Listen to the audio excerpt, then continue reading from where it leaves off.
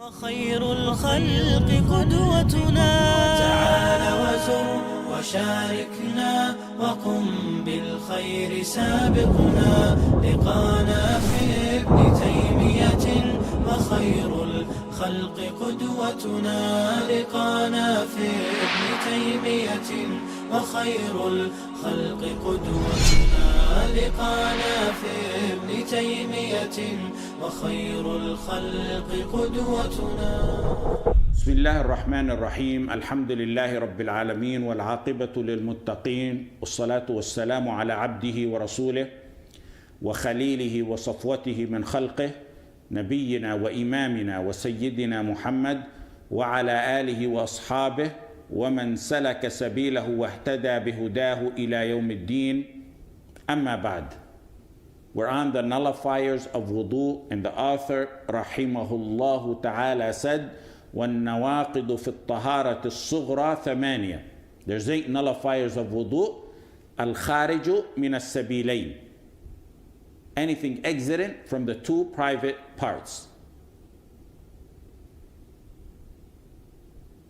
وَالْفَاحِشُ مِنْ غَيْرِهِمَا. What exits from other than the 2 private parts, that's repulsive. The third one is وَزَوَالُ الْعَقْلِ بِغَيْرِ نَوْمٍ يَسِيرٍ جَالِسًا أَوْ قَائِمًا. The matters pertaining to sleeping. Then the 4th and 5th is وَمَسُّ الْفَرْجِ وَالْمَرْأَةِ لِشَهْوَةٍ. Touching the private part and a woman with desire. Then the 6th one is وَأَكْلُ لَحْمِ الْإِبِلِ. Eating the meat of a camel. The 7th one is وَالرِّدَّةِ. وَالرِّدَّةِ is apostasy.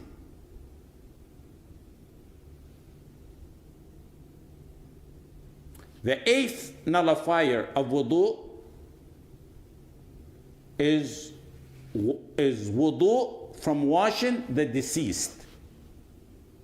And we said that's from mufradat al-madhhab al-hanbali, and I explained what that means.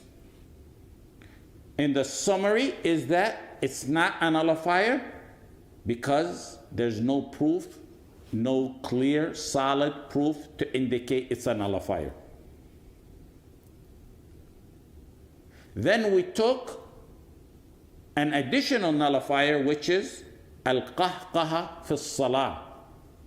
Laughing in salah. It's among mufradat al-madhhab al-hanafi. And like the previous nullifier, the summary is it's not a nullifier because of the lack of proof, lack of clear, authentic proof to indicate it's a nullifier. Wudu from washing the deceased is among mufradat al-madhhab al-hanbali. Just like wudu from eating the meat of a camel is. Laughing in salah is among mufradat al-madhhab al-hanafi. The 10th nullifier that we'll start on right now inshallah is among mufradat al-madhhab al-maliki. Al-wudu bil-shak. Wudu when in doubt. You need to understand what we mean by doubt in order for you to understand this mas'ala. Someone positively made wudu, but he or she doubts whether they nullified that wudu. You ask the individual, or you ask yourself, would you be willing to give an oath that you made wudu? Without a doubt, yeah, I'll give it. Yeah, I did. I'm 100% sure I made wudu. There's no doubt about it. They're waiting for salah or they're in salah. The follow-up question is, would you give an oath that you nullified the wudu?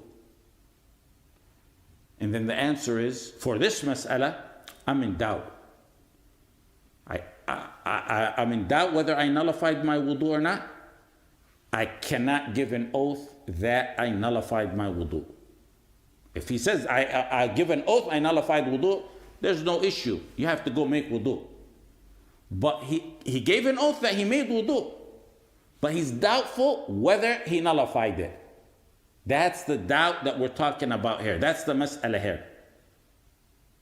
Do you need to make wudu when you're in that type of doubt?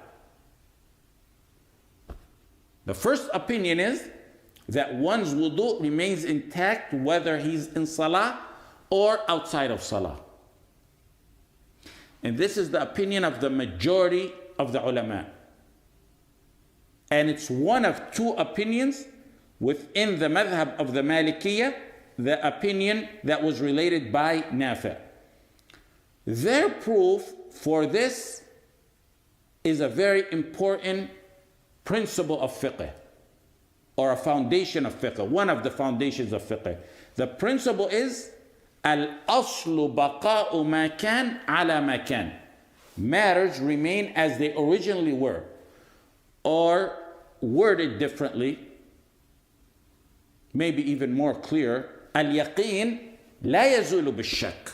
Certainty, yaqeen, la yazul, is not removed bil-shak, by doubt.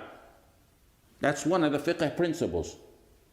Ulama gave fiqh principles a lot of time and attention because they're very important to a student of knowledge, let alone alim or faqih. When you know them, you can deduce from them rulings on fiqh masail.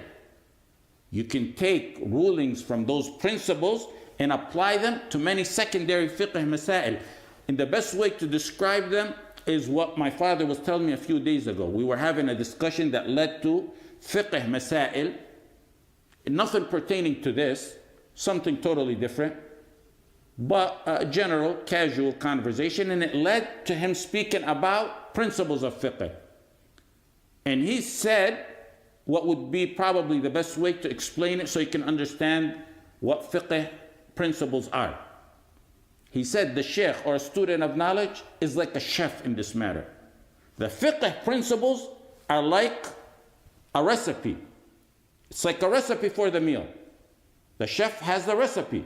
Applying the fiqh principle requires knowledge and talent, like applying the recipe to cooking. Knowing these fiqh principles will eliminate the need to memorize rulings on many fiqh masail. And it'll get you to quickly remember the rulings on many fiqh masail. Why? Because many masail fall under these principles. And rather than memorize countless, endless masail of fiqh, you can quickly remember them and their rulings by applying these fiqh principles to them. Knowing these principles gives you a strong fiqh foundation, and a faqih who knows them usually turns out to be creative and brilliant in his fiqh. In a way, they're very similar to the benefit of mutun. It stabilizes the fiqh masail in one's mind, and at the same time it broadens the scope of the faqih's understanding. It magnifies and broadens the fiqh status of a faqih. When one knows them, it keeps the faqih's manhaj in fiqh and in fatawa clear and consistent. When you gather and analyze fatawa of some juhal who think they're fuqaha or talabat ilm, the ones who haven't properly studied, you find a lot of inconsistencies when comparing the answers over time. And that's due to many reasons. Among the ways to eliminate that type of inconsistency is to master fiqh principles.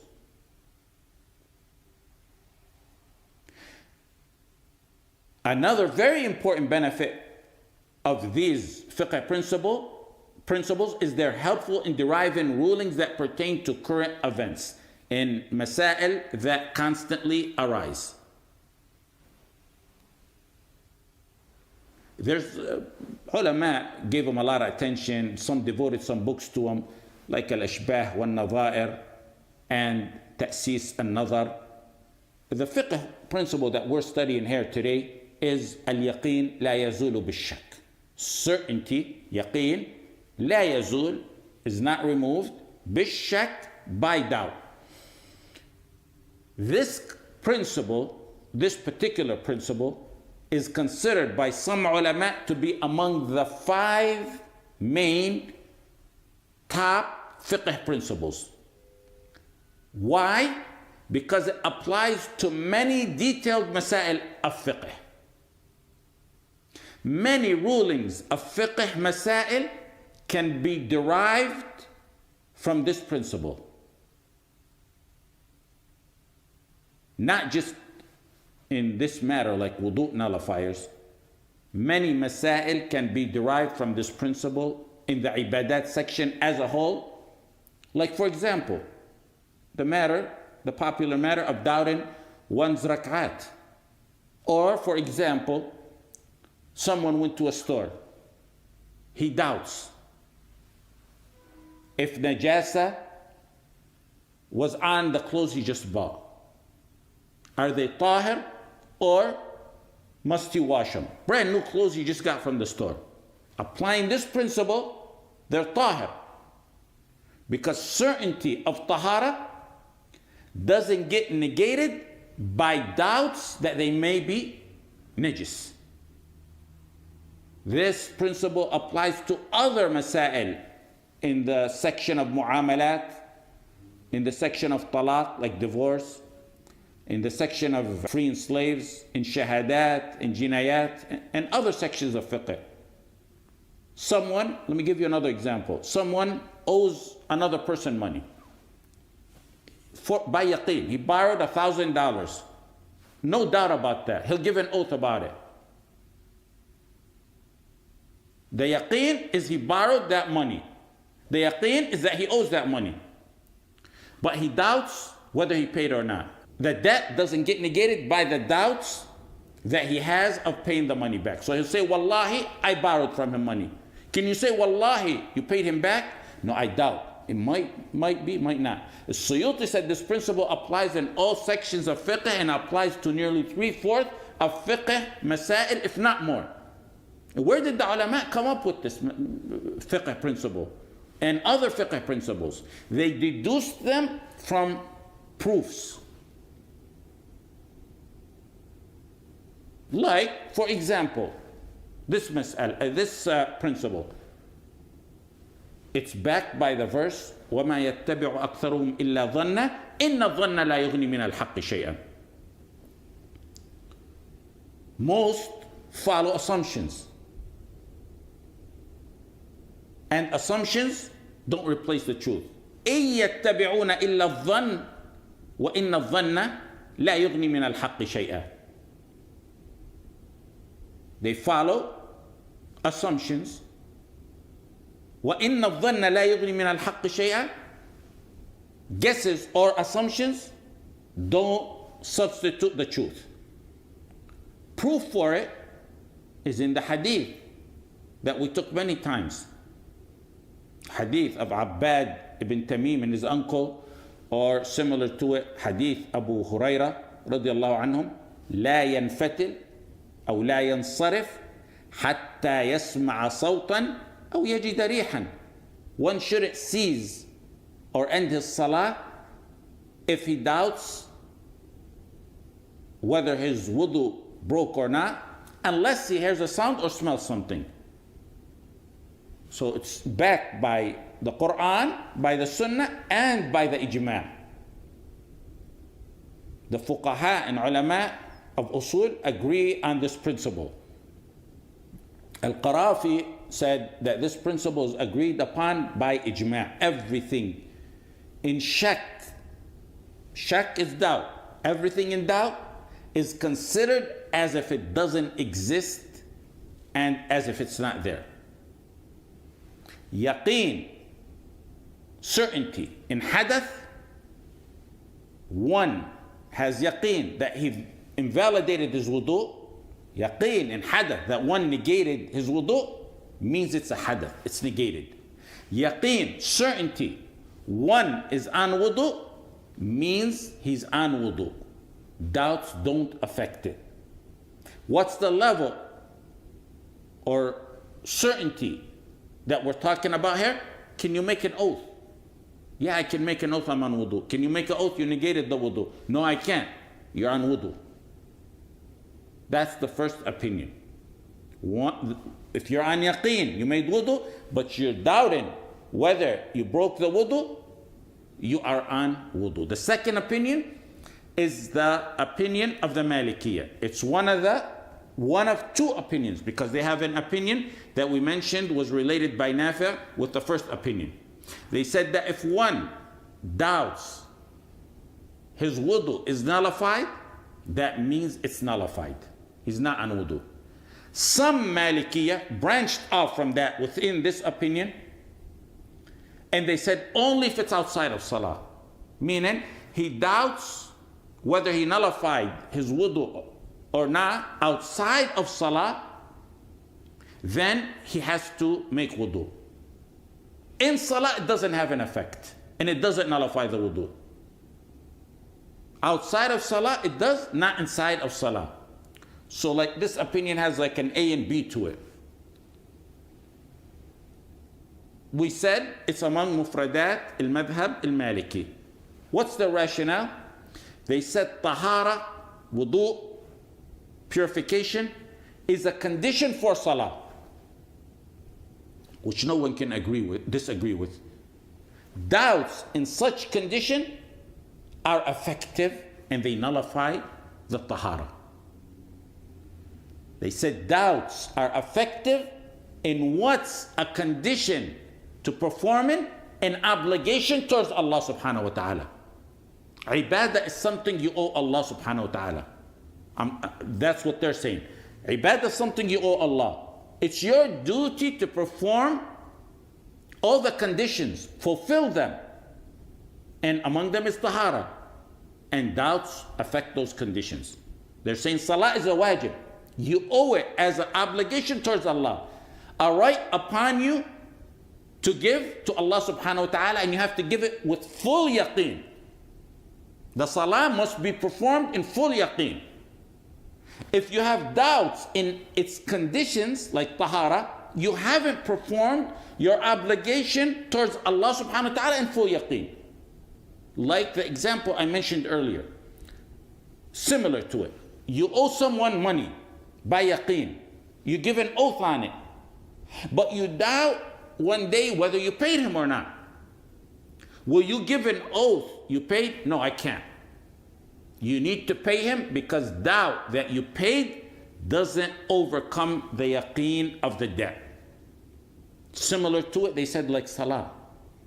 Doubts in tahara for salah are effective, and they said unlike doubts in other matters like talaq or freeing slaves or zihar or other matters pertaining to nursing, they agree with the rest of the ulama that doubts are not effective. They go along with the rest of the ulama pertaining to those other matters. Now, the reason why some Malikiyah they also said tahara is easy, wudu is easy, and the nullifiers are many, so it's safer to make wudu.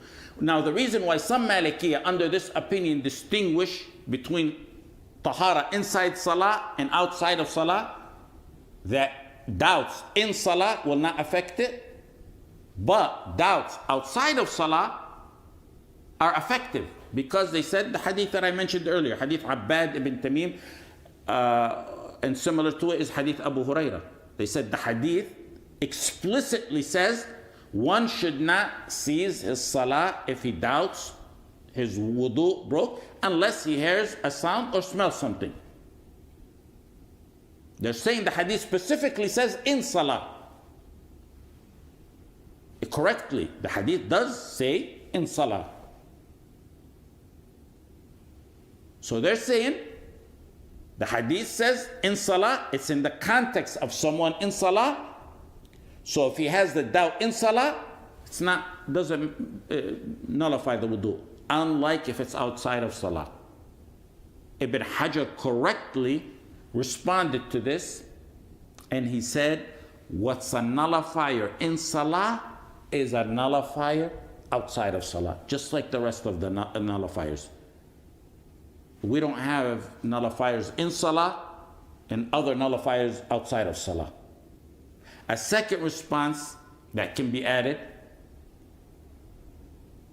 is that in salah was specified in the hadith because that's the majority of when the whispers of the shaitan occur.